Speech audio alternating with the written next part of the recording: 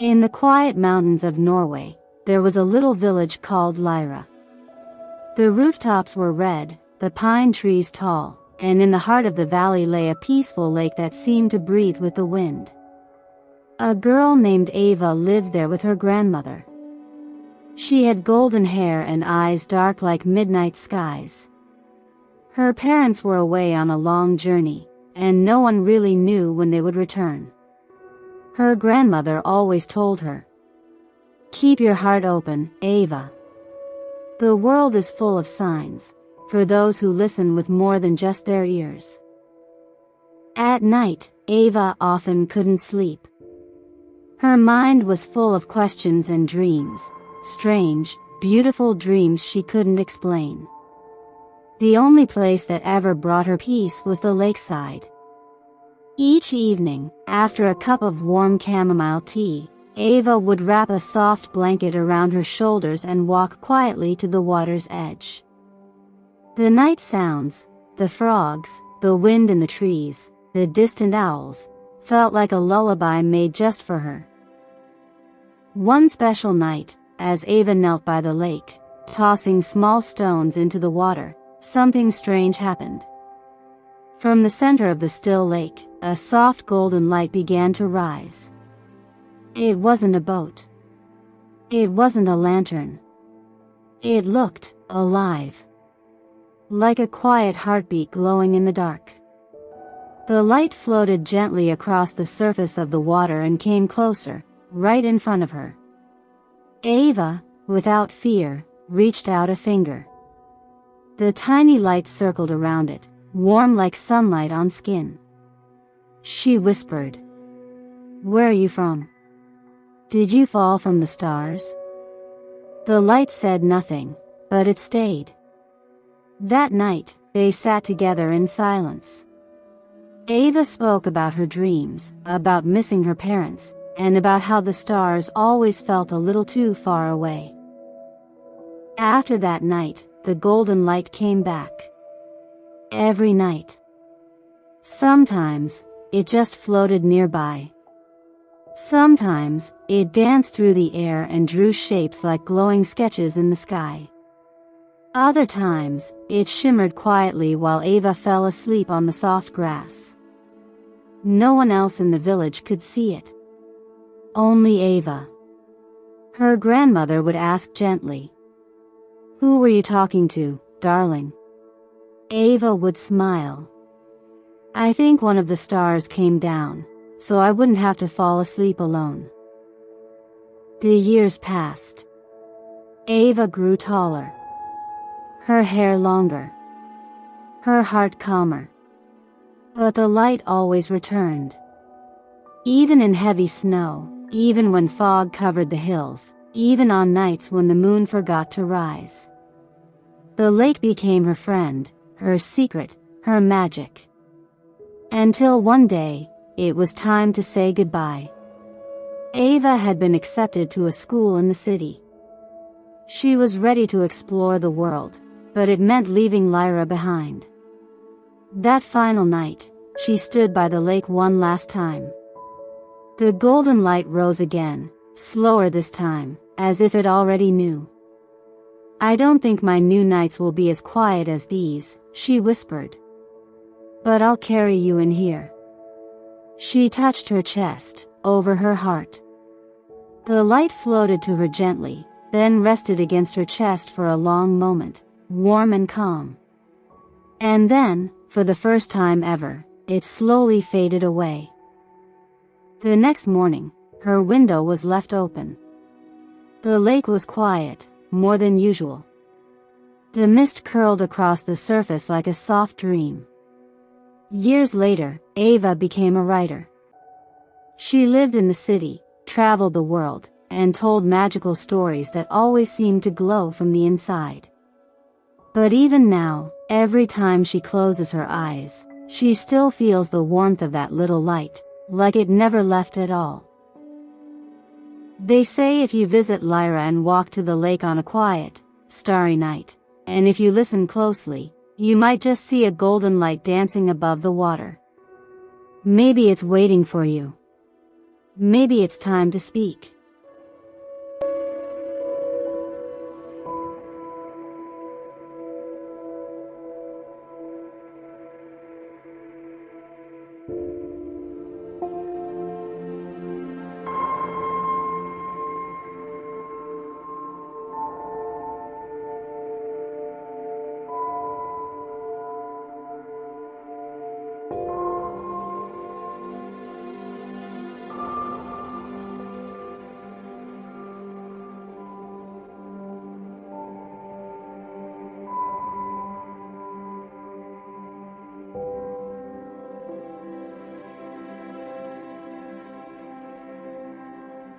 Nora Lynn, a quiet girl with eyes like morning mist, lived on the top floor of an old tower in the city of Prague.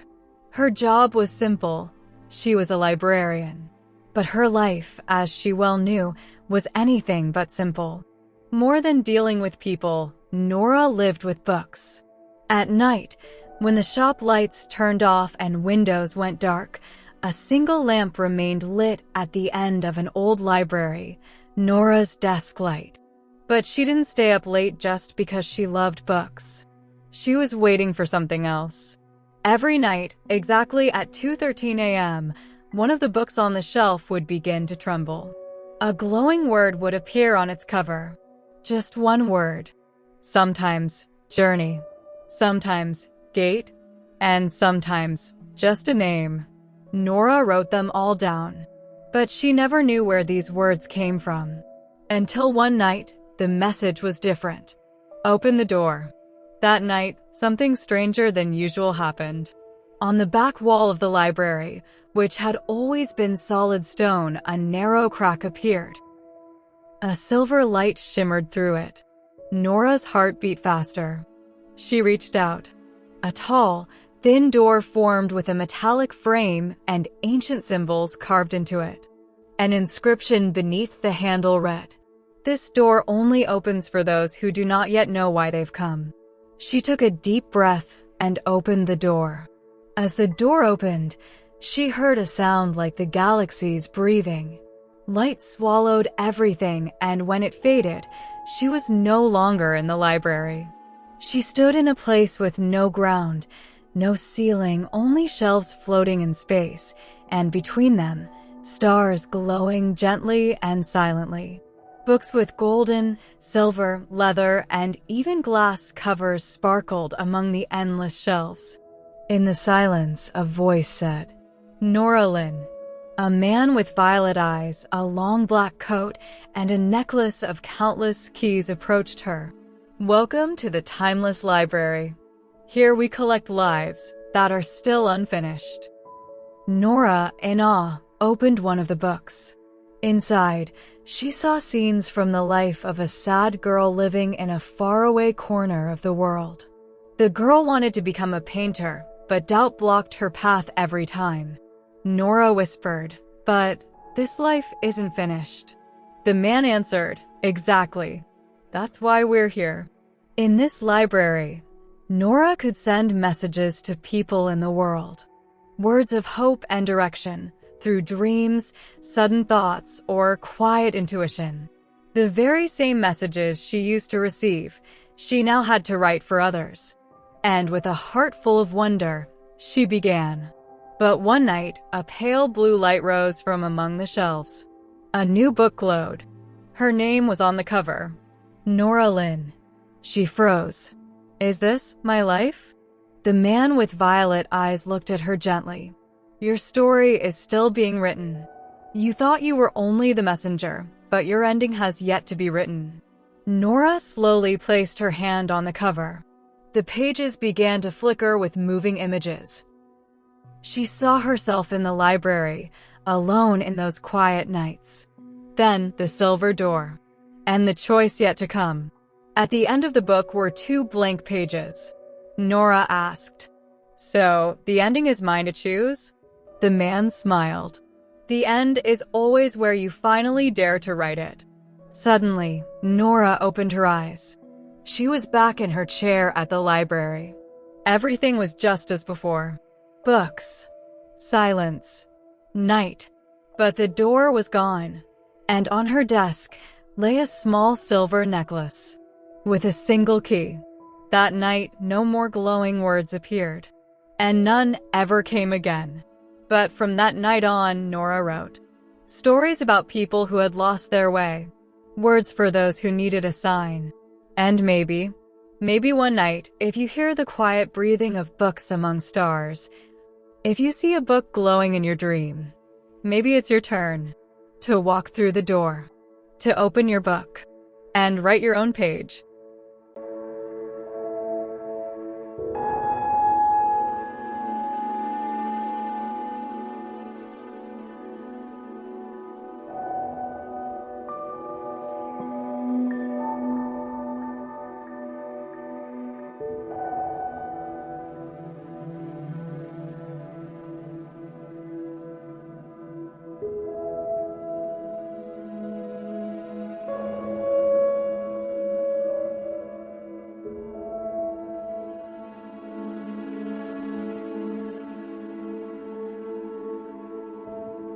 In a misty town somewhere in Scotland, there lived a 15-year-old boy named Aidan Marr. He lived in a small, slightly old house filled with ticking wooden clocks, stacks of forgotten books, and a tiny attic bedroom with a single window. Aidan wasn't anyone special, quiet, thoughtful, often lost in his own head. But one thing made his life different. Every night, when the clocks hit 3:03 a.m., the view outside his attic window changed. One night, it showed a deep ocean. Another, a field full of floating lanterns. Sometimes, a rainy alleyway in a city he had never seen. And occasionally, just darkness, but full of stars that felt far closer than the real sky. He didn't know why. He only knew. He had to keep watching. He told his grandmother once, nervously, "At night, the window changes. I see different worlds." She only smiled gently and said, "That window isn't just glass. And that house? It's not just wood and walls." Sometimes, when someone is deeply lonely, so lonely they feel they don't belong anywhere, their house begins to move, searching for someone who might understand. Aidan didn't believe her until the night he saw the girl. One cold winter night, the window didn't show a strange world. It showed a reflection, but not his own. A finger appeared on the misted glass from the other side, and slowly, someone wrote, "Are you awake?" Aidan froze. A girl stood on the other side of the window, about his age, with golden hair, a pale nightdress, and eyes full of things she hadn't said yet. He wrote back, "Who are you?" She wrote, "Elia." "Where are you?" "Scotland." "You?" "I don't know, but I see this same window every night. Maybe our houses are the same."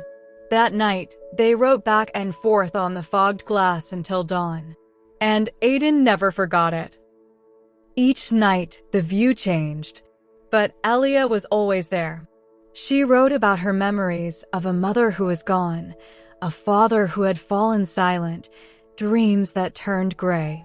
Aidan told her about books he couldn't talk to anyone about, how he felt invisible in crowds, like the world had no space for someone like him.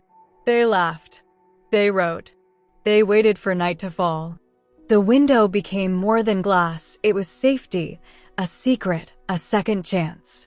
Until one night, she wasn't there. Aidan stayed up the whole night. No Elia.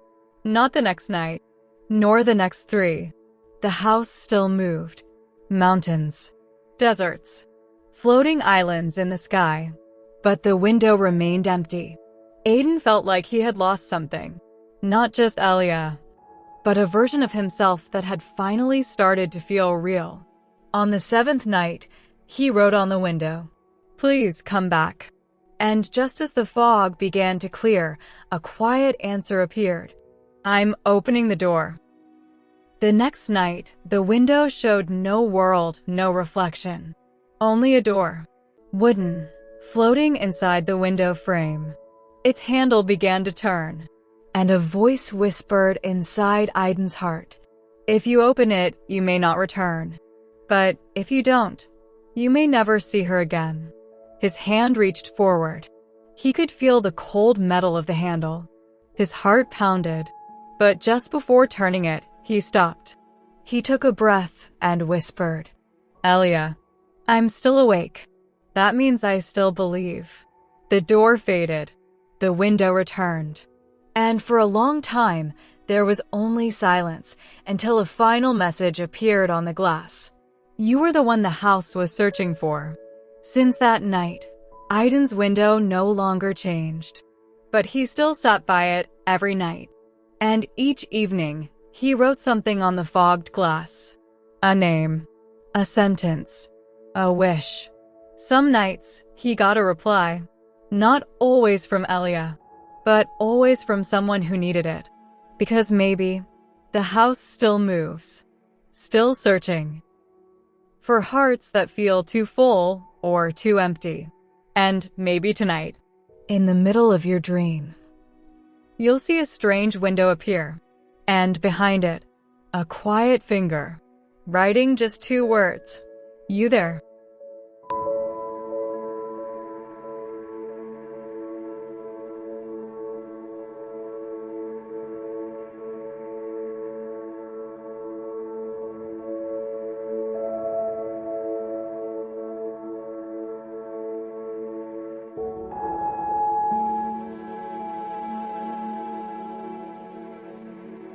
Nina didn't keep clocks in her room.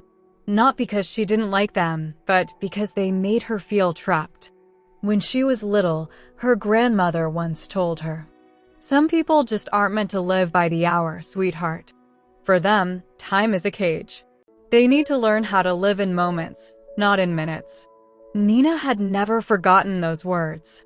She lived in the 3rd-floor attic of a quiet, creaky house. The windows were always slightly open, letting in soft winds that made the curtains dance. The only thing left from her childhood was a small pocket watch, once gold, now dulled with age. Its hands had been frozen in place for as long as she could remember. Each night, she would hold the watch before sleep. It was cold at first, then slowly warmed in her hand, as if remembering something. And on one particular night, just as the wind whispered through the trees, she heard it. Tick. Then, tock. Nina stood at the window. The world outside was vanishing. A soft fog was creeping through the alleyways, wrapping around rooftops and dimming every street lamp into a ghostly glow. The city was disappearing beneath a blanket of silver. Her heart started to beat faster, but not from fear. Something was calling her. Not a sound exactly, but a pull, a memory she hadn't made yet. She grabbed her shawl, held the pocket watch close to her chest, and stepped outside. The mist greeted her gently, wrapping around her like a soft scarf. She walked down the silent street, past buildings that no longer looked familiar. And then, where there had only been a crumbling brick wall the day before, stood a silver gate, carved with delicate winged patterns. Words shimmered across its surface. "Welcome to the City of Mirrors, where time only reflects you." The gate opened without a sound. Nina stepped through. What she saw on the other side was like stepping into someone else's dream. Streets paved with glowing stones. Homes built from crystal and air. A sky of endless twilight gently glowing, not quite night, not quite dawn. No clocks. No schedules. No rush. The people walked slowly, spoke softly, smiled deeply. Some sang to the sky. Others danced by themselves with eyes closed, as if listening to music only they could hear. Children played with floating lanterns, and old women watered trees that bloomed stars instead of flowers. Nina didn't feel like a stranger. She felt like someone who had been missing and had finally come home. At the heart of the city stood a round building made entirely of mirrors, tall, curved, glowing from within. A woman in a translucent cloak stood at the entrance. "This is the Hall of Mirrors," she said, her voice soft as mist. "In here, You'll see not what you are, but what you forgot to be. Nina entered, her footsteps silent on the polished floor. In one mirror, she saw herself laughing not politely, but wildly, freely, her hair unbound, her eyes shining. She was wearing a shawl made of starlight.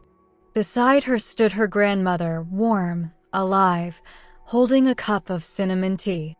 Nina's throat tightened. Tears rose, but didn't fall. Just a breath, long and quiet. The mirror woman placed a hand on Nina's shoulder. You didn't just lose track of time, dear girl. You lost pieces of yourself you thought time had taken. Nina wandered through the streets of the city. Lanterns hummed with the scent of flowers. Footsteps on the stone created gentle music, lullabies of the past. Each turn brought something strange and beautiful. A white cat with golden eyes slept beneath a bench and dreamed, they said, other people's forgotten memories. A blue bird made of light perched on a cloud and sang the dreams people had once given up on. A boy in a star-dotted cap stopped her and whispered, "If you give away one memory, you'll find a feeling you've longed for in return." She thought of the night her mother left, of the silence, of the unspoken goodbye. She let it go. The memory vanished into the wind. And in its place, she heard a soft lullaby, her mother's voice, humming as she used to when Nina was very small. Nina didn't cry, but the weight in her chest lightened, like fog lifting after a long, gray morning. In a quiet corner of the city, hidden behind a curtain of starlight, stood a simple wooden door, with a glass key hanging from a hook beside it. The mirror woman appeared once more. "This is the door of return," she said. "But you don't have to go. You can stay here. Time is still. Pain is quiet. No one forgets you here." Nina looked at the key. "And if I go back, will I forget all of this?" The woman smiled gently. "Only if you stop believing in it. But if you hold the watch each night, the gate will always open again. Close your eyes and dream." Nina stepped through the wooden door. The fog wrapped around her again, warmer this time, almost like a hug. And when she opened her eyes, she was back, in her bed, the room just as she left it, the curtains still dancing in the wind. But now the pocket watch in her hand was ticking gently, steadily, lovingly. She didn't panic. She didn't try to stop it. Because now she understood. Time was never the enemy. For her, it had just been waiting for her to stop running and finally rest. And now you. Yes, you, who followed Nina on her journey. Maybe you feel it too. The weight lifting from your chest. The air softening around you. The sense that time, just for tonight, has decided to be quiet. Your eyes are growing heavy. The mist is calling. And maybe, if you close your eyes now, you'll find yourself walking beside Nina again, back toward the city of mirrors. Not to escape, but to remember who you really are when you're not keeping time.